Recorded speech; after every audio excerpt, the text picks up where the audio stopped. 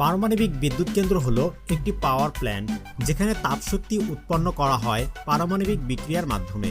এই তাপ ব্যবহার করে পানি ফোটানো হয়। উৎপন্ন বাষ্প ঘূর্ণায়মান টারবাইন চালায়, আর টারবাইনের সাথে যুক্ত থাকে একটি বিশাল আকৃতির জেনারেটর।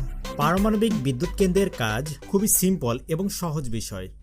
চলুন 5টি স্টেপে পারমাণবিক বিদ্যুৎ কেন্দ্রের কাজ আরও ভালোভাবে জেনে নেই।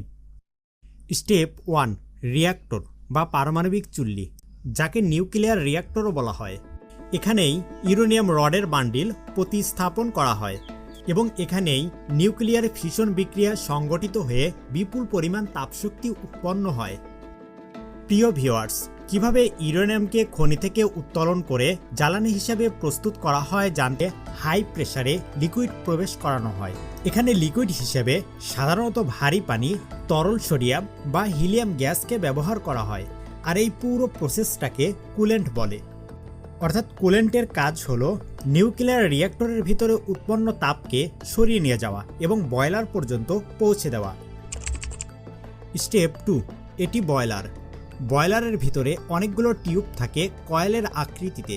এই টিউবগুলোকে স্টিম জেনারেটর টিউব বা হিট এক্সচেঞ্জার টিউব বলা হয়। টিউবগুলো তৈরি করা হয় সাধারণত ইনকোনাল, স্টেইনলেস স্টিল বা টাইটেনিয়াম অ্যালয় দিয়ে, এবং বয়লার পানি দিয়ে পূর্ণ করা হয়, তবে সম্পূর্ণ পানি দিয়ে পূর্ণ করা হয় না, এটি আংশিক পূর্ণ থাকে। বয়লারের কাজ।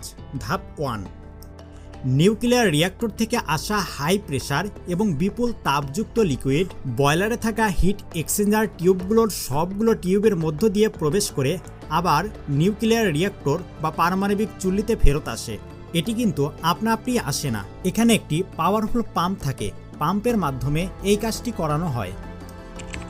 দ্বিতীয় ধাপ, পারমাণবিক চুল্লি থেকে আসা তাপীয় লিকুইডের কারণে বয়লারে থাকা হিট এক্সচেঞ্জার টিউবগুলো উত্তপ্ত হয় এবং সেই তাপের কারণে বয়লারে থাকা পানিও উত্তপ্ত হয়ে বাষ্প হতে শুরু করে।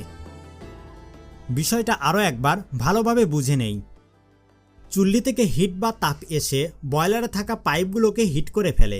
পাইপ হিট বা গরম হওয়ার কারণে বয়লারে থাকা পানিও গরম হয়ে ফুটে বাষ্প হতে শুরু করে। কথা ক্লিয়ার? বুঝলে অবশ্যই কমেন্ট বক্সে জানাবেন।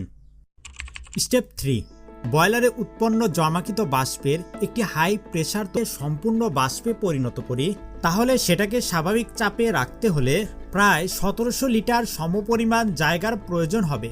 তার মানে 1 লিটার পানি থেকে উৎপন্ন বাষ্পকে রাখার জন্য এত বিশাল বড় পাত্রের প্রয়োজন হবে।